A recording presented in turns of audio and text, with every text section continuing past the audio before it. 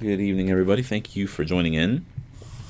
This evening is our last study on the big picture of the Bible that we've been doing for some time. Now, I think dating all the way back to sometime early last summer. Now we have come to the book of Revelation, and this will be our last lesson again. It'll be our last recording on Wednesday evenings.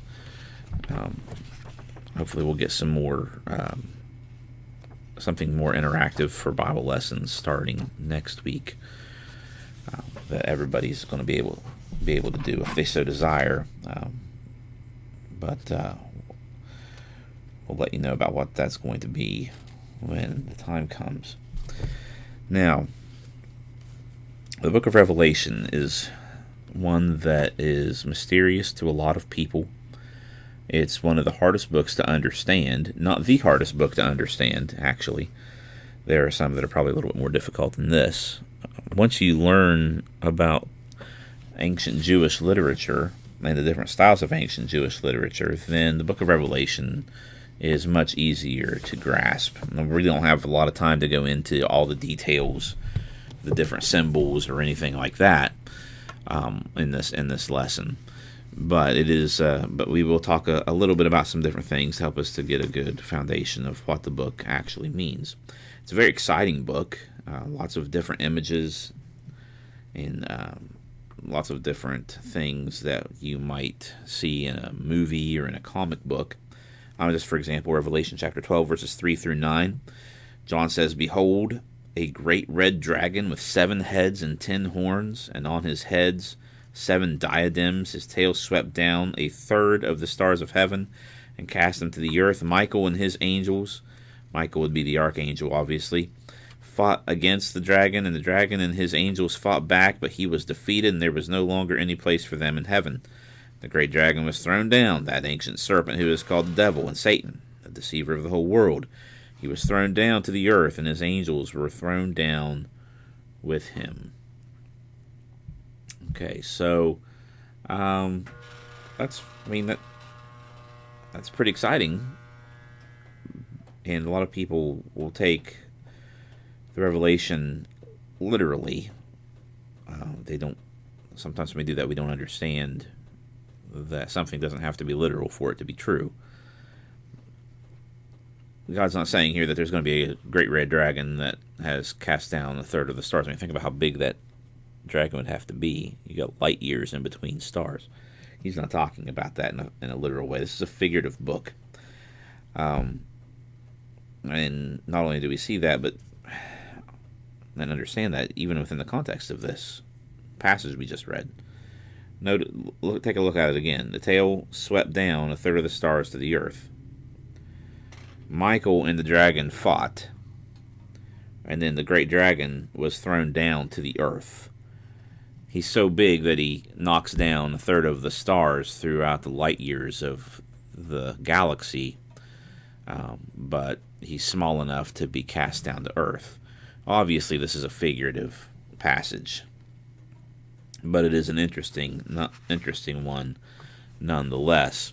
This is really the way the book of Revelation is written, and it is written with apocalyptic type literature.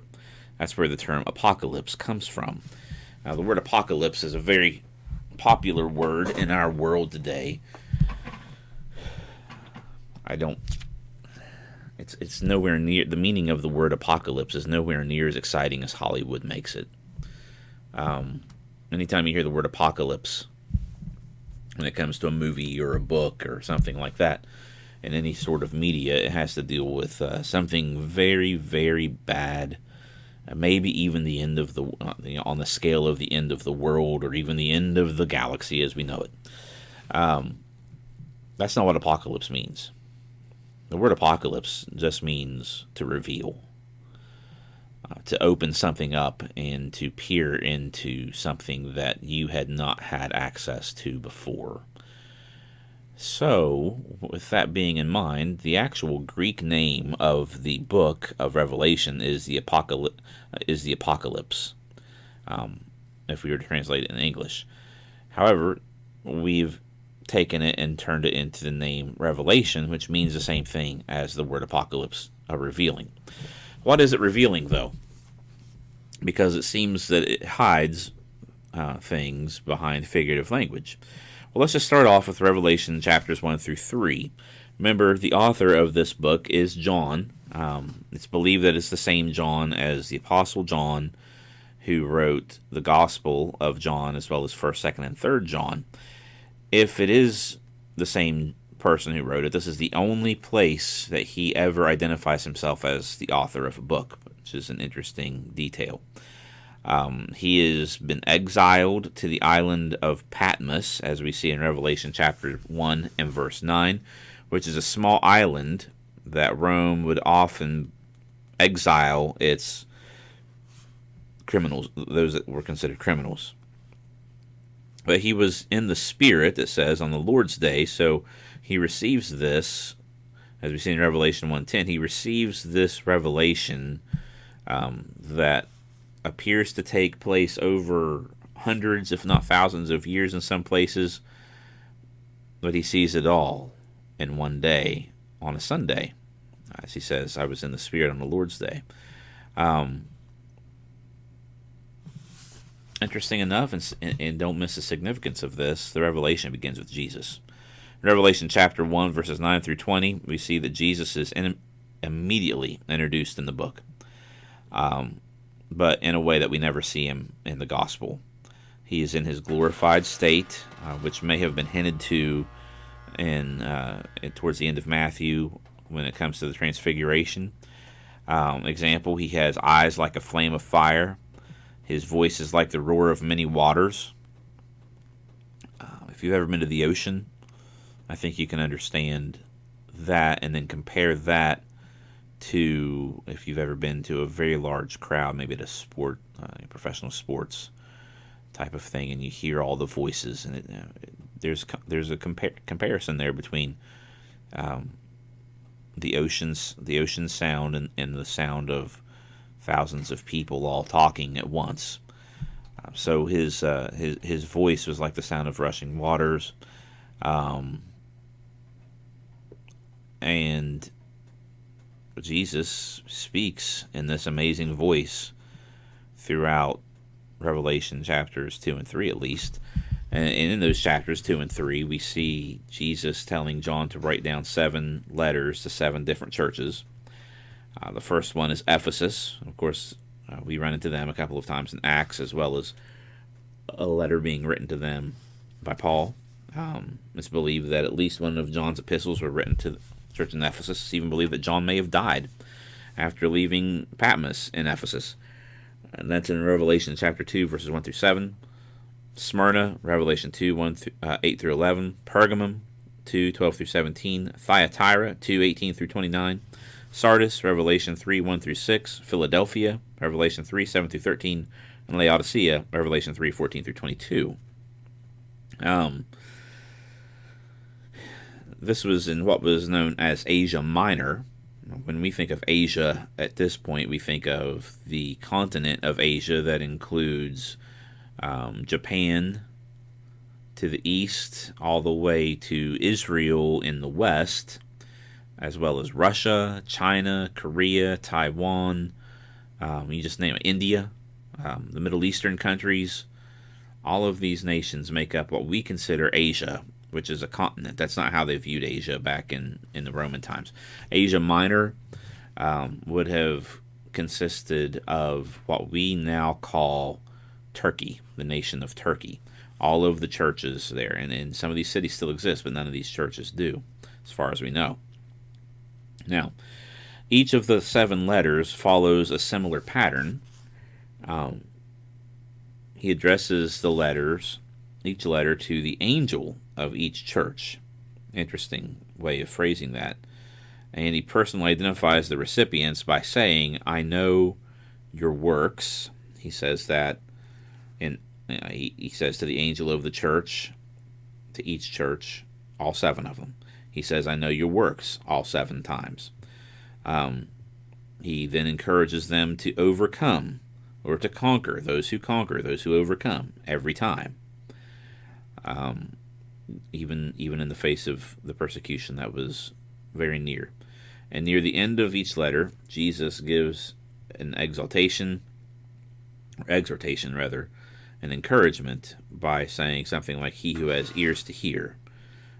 He doesn't want people not to listen. He wants them to pay attention to what he is saying. And then he tells them, those that are faithful receive this. And each exhortation and encouragement that's promised with a reward is usually geographic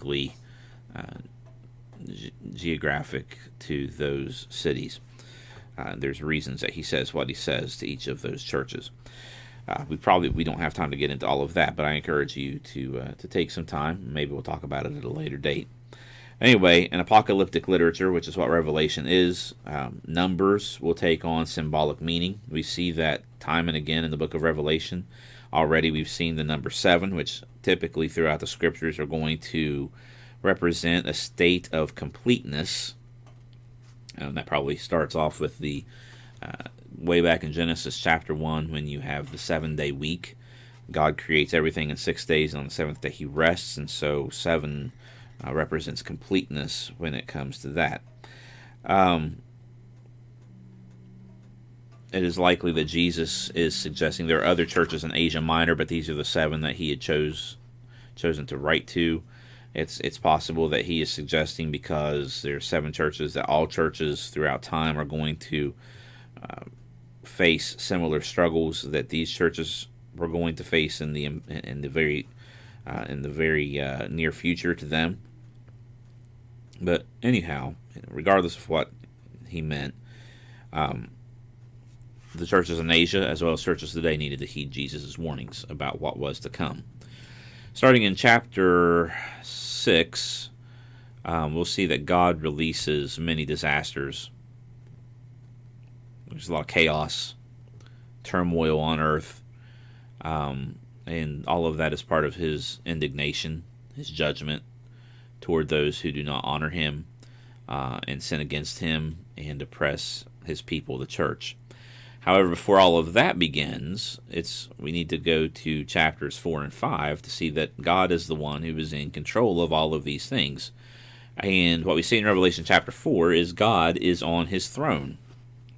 At the center of everything in Revelation is the heavenly scene in God's throne. This isn't the first time we see God's throne. Go back to the Old Testament. We see Isaiah has a throne scene in Isaiah 6. Ezekiel has a throne scene, probably some others as well. The throne of God is mentioned over 40 times in the book of Revelation. And because these 2 chapters of 4 and 5 include such a large cluster of references, oftentimes they are referred to as the throne scene in Revelation. Now, around God's throne are 24 additional thrones for the 24 elders. They also have crowns on their heads. In the 10th verse of Revelation 4, we see that they cast their crowns before the throne of God as they continually bow before him and they give praise to him. Excuse me. Around the throne of the 24 elders are 4 living creatures. It's not the first time we've run into them either. Isaiah has that in his scene in Isaiah 6. As well as Ezekiel talks about them. These are likely known as the cherubim, and they will actually go all the way back to Genesis chapter 3.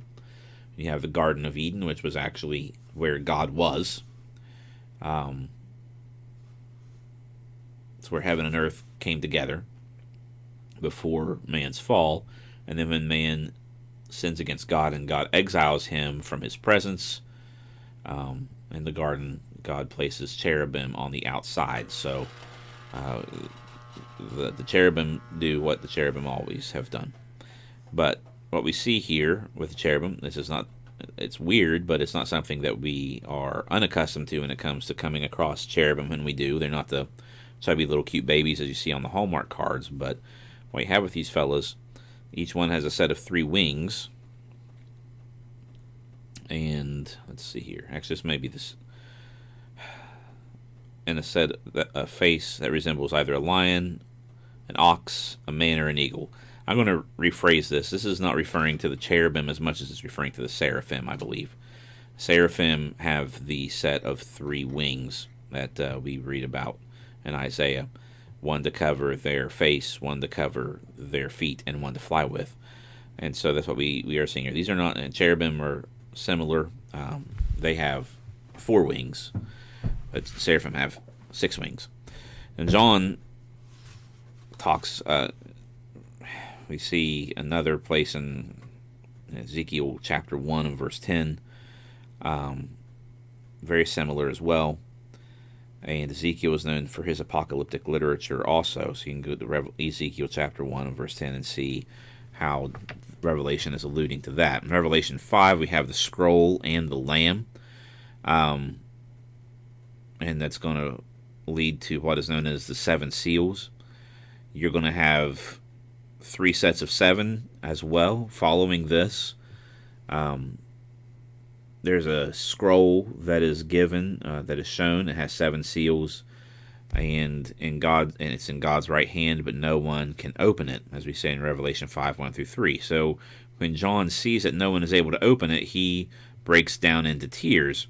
But he was consoled by the words of one of the 24 elders. He says, the Lion of the tribe of Judah is worthy to open the scroll, in Revelation chapter 5 and verse 5. So obviously he's going to expect to see a lion, and what he turns around to see is rather a lamb, who appears to have also been killed. So what we have here is a lamb who is also a lion. Now think about that. That's a contradiction in terms, but not a contradiction when it comes to Jesus. Now this lamb is obviously somewhat different than the lambs that you're accustomed to. He has 7 horns and 7 eyes. So remember the term 7. The lamb has been killed, but yet he is alive. And of course, this is referring to Jesus. And this is all rooted in Old Testament language. I encourage you to turn to Daniel chapter 6, Daniel chapters 6 through 12. And you'll see some allusions from Revelation to that. In fact, it shouldn't surprise us that Jesus is considered the Lamb, as we can go back to John chapter 1 and verse 29, when John the Baptist, different John than what's writing this, refers to Jesus, refers his disciples to Jesus, and says, "Behold the Lamb of God, who takes away the sin of the world." And the reason he's called the Lamb is because this refers back to the ancient Hebrew practice of sacrificing a lamb for the sins of the people. And of course, Jesus has redeemed mankind by his blood being shed on the cross, and that is why he is worthy to take the scroll out of God's right hand and open it. Before he does open it, though, when the Lamb comes, there is rejoicing in heaven. And this throne scene of these 2 chapters closes with the 4 living creatures, the 24 elders, the angels, all praising Jesus over and over again because he is worthy. Now, in Revelation chapter 6 through 11, as well as 15 through 16, we have 3 sets of 7. You're going to see the number 7 time and time again. The first of the 7 seals that the Lamb opens starts in Revelation 6 in verse 1. And then it will also include 7 trumpets, and then we'll have 7 bowls of wrath. And of course, this all goes with the 7 churches of Asia Minor, it's 7 churches of Turkey, the 7 candlesticks, so on and so forth. So there's lots of 7 that we see in the scriptures. If you look at the 3 sets of 7 here with seals, you're going to notice a pattern. Elements 1 through 4 are all similar to each other, and the seals when they're broken. Elements 5 through 7 are also going to be similar to each other, and the 6th and the 7th element is always an interlude. So it might be a little confusing. It might help to have a little bit of memorization. Open up your Bible and memorize what the 7 seals and the 7 trumpets and the 7 bowls of wrath are. The first 4 seals, we're going to see what are known as the 4 horsemen. I really enjoy talking about the horsemen. Don't have time to get into it today too much, but the 4 horsemen are an interesting study. The first four seals that are opened are four different horsemen riding different colored horses, so you're going to have a lot of symbolism here as well. Each one of them carries something that is going to help him for the task that he has been assigned. They all represent some sort of calamity: war, famine, death, plague, economy being crushed, that kind of thing. So the first horse is a bow, and the first horse is white, and the horseman has a bow and a crown. This symbolizes war. You read about that in Revelation 6, 1 through 2. The second one is a bright red horse, and that's going to represent, I said the first one was war. The first one was a conqueror being conquered. The second one is a great sword, and that's war. You follow a process here. It's kind of a natural thing. Conquering brings about war. That's the bright red horse, and the black one is a pair of scales. And then we see the economy. He's talking about the economy's crashing. Things are getting expensive. When things get very expensive, people can't afford to live. And then after that is death.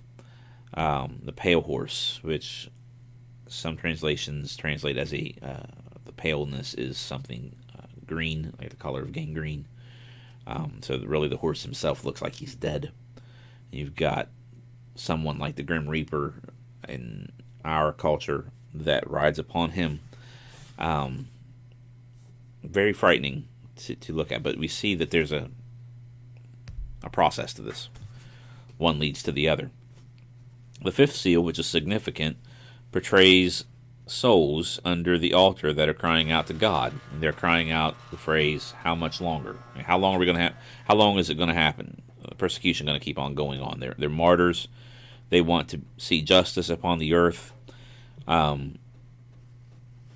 Therefore, we see that Revelation is clearly addressing the persecution of God's people, for the persecution of Christians, and that God is going to deliver his people in time.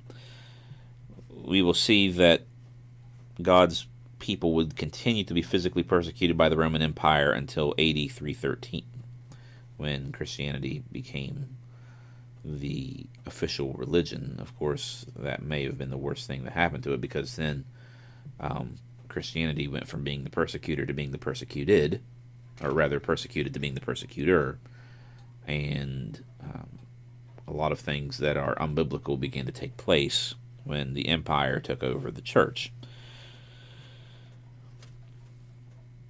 The church continues to be persecuted throughout different parts of the world, and will be done until Jesus returns. We will see these souls again in Revelation 24 through 6, and there we see that God, in fact, has avenged them.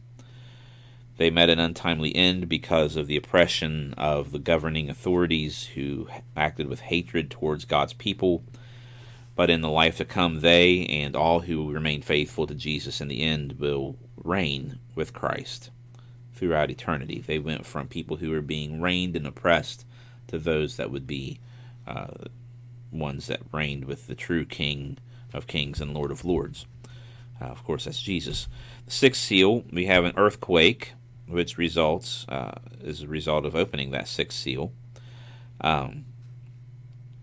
God is said to be on the throne, and Jesus as well, who is the Lamb. They are identified as the source of destruction in verses 16 through 17. And then there's an interlude, as we said earlier. You have the sealing of the 144,000 servants of God. And that's actually made up of two symbolic numbers, 12 and 1,000. So you have 12 represents God's covenant people from the Old and New Testaments. You have the 12 sons of Jacob. You have the 12 apostles. 1,000 denotes is another number that denotes completion, just as 7 is. So you have 12 times 12, which is 144 times 1,000. You have the Old Testament people of God, the Jewish people of God before Christ comes. They are symbolized by the first 12. The second 12 symbolizes the New Testament under the apostles, the foundation of the apostles. 12 times 12, 144 times 1,000, 144,000. A lot of people think that this is not symbolic, this is literal, that there's only 144,000 people who are going to be saved. If you keep reading in the same context, it says, and then there were people that were too numerous to count that were praising God. So don't listen to anyone who says it's just referring to 144,000 people who are going to go to heaven. That's not what God had intended at all. All of God's covenant people are represented here. And then the final seal is the 7 trumpets, which is going to lead to some other things that are very similar to what we just read. The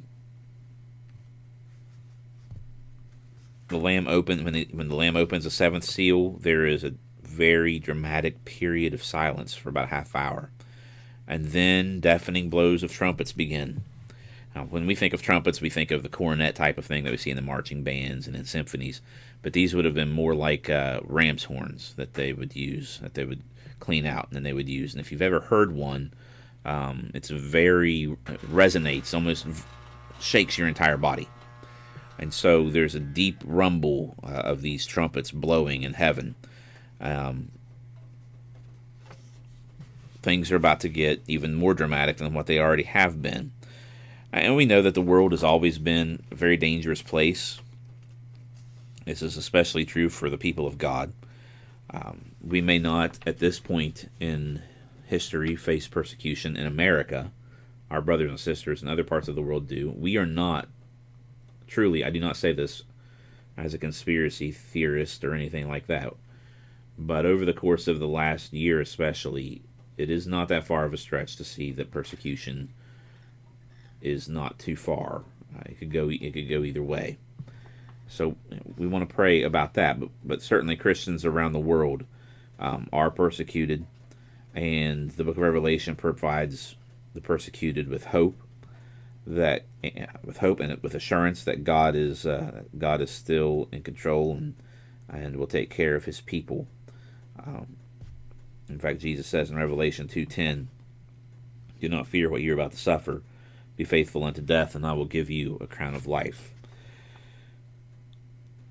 In Revelation chapters 8, verse 6 through 11:19, we have the 7 trumpets. I'm just going to talk a little bit about each one here briefly. You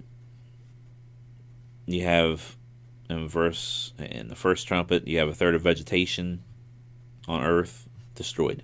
You have a third of the sea gone. A third of the rivers gone.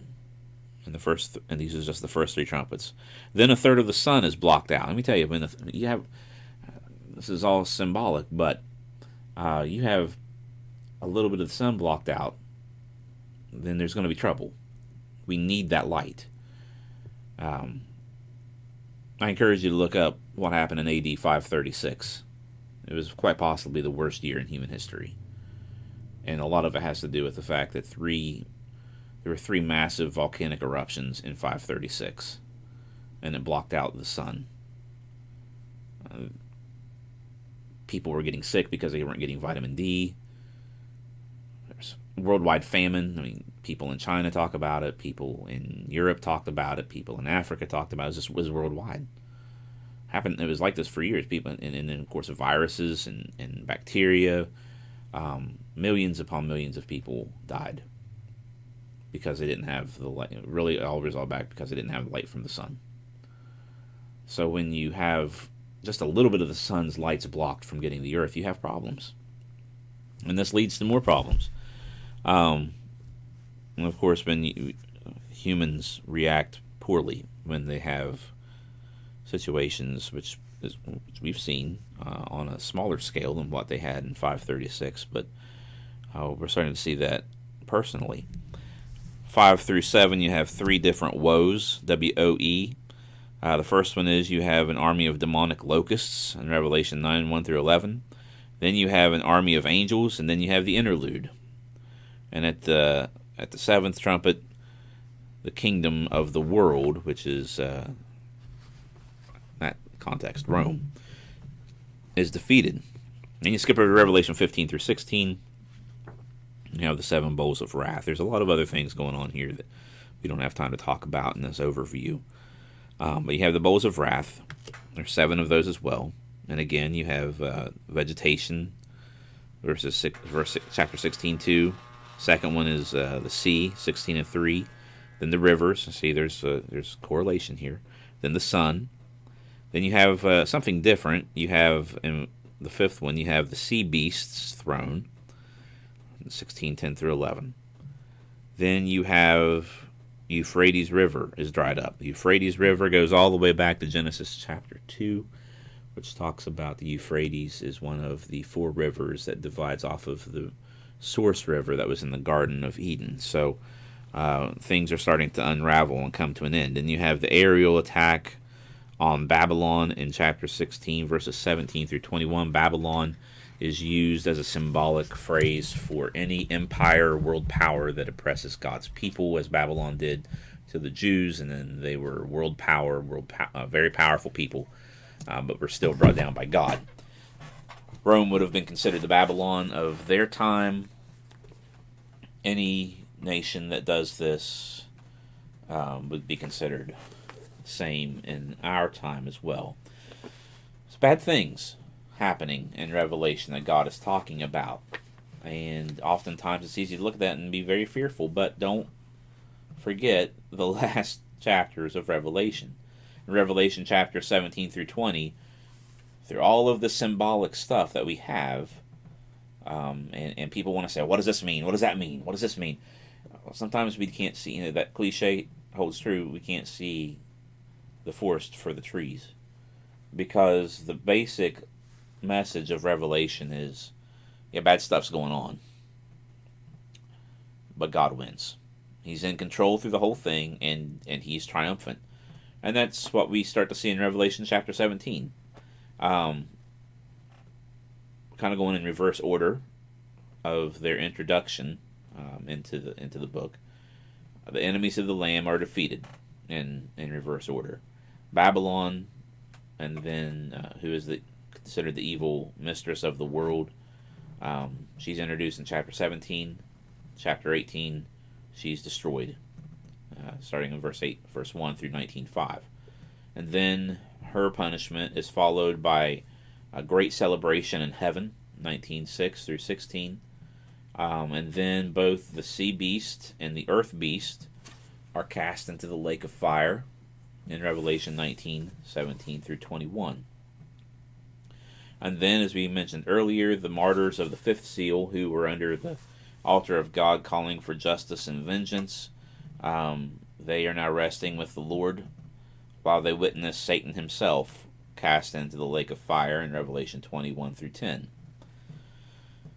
And then the closing verses of chapter 20 describe the judgment of all the dead, verses 11 through 15. The last 2 chapters of Revelation describe the new heaven and the new earth, which is a callback to Isaiah 65:17, which says, I create a new heavens and a new earth, and the former things shall not be remembered or come into mind.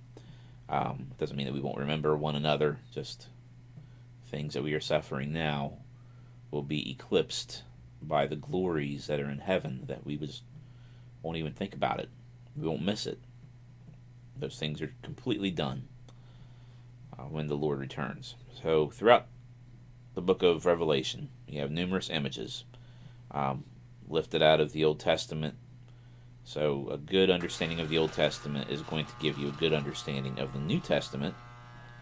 It's really fashioned, helps us connect that and gives us a new understanding of God when you bring it into light with Christ. The language of the last 2 chapters of Isaiah go into detail about the new heaven and new earth which he saw, and it also included New Jerusalem.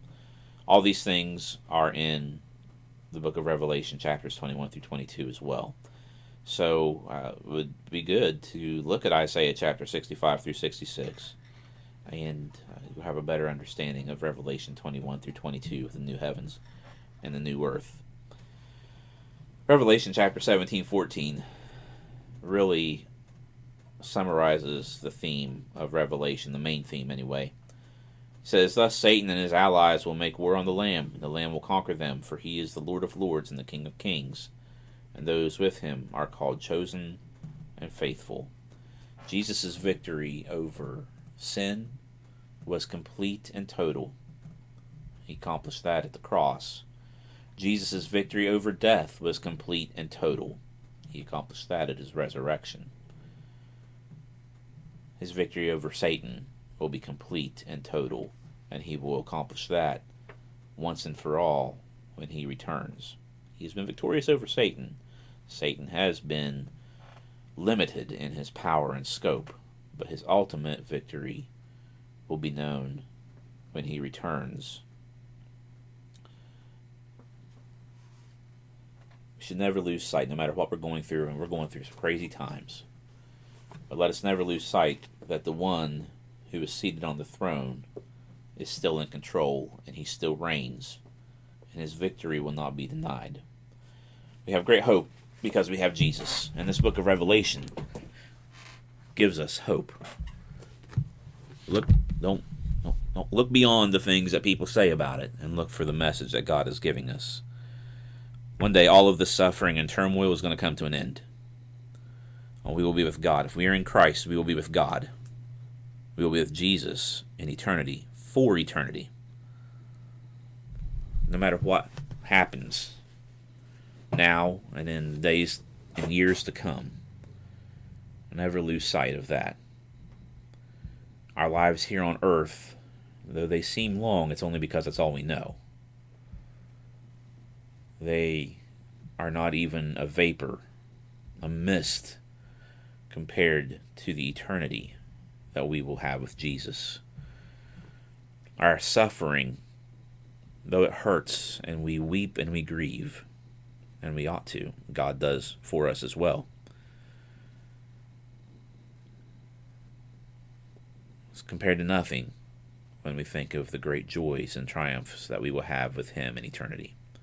Revelation gives us that hope. God gives us that hope through Revelation. I've enjoyed studying, doing this brief overview of the Word of God over the last several months. I hope you have as well. Keep on praying. Keep on keeping on. Persevere. Remain faithful. And God bless. And we will see you in a few days. Bye-bye.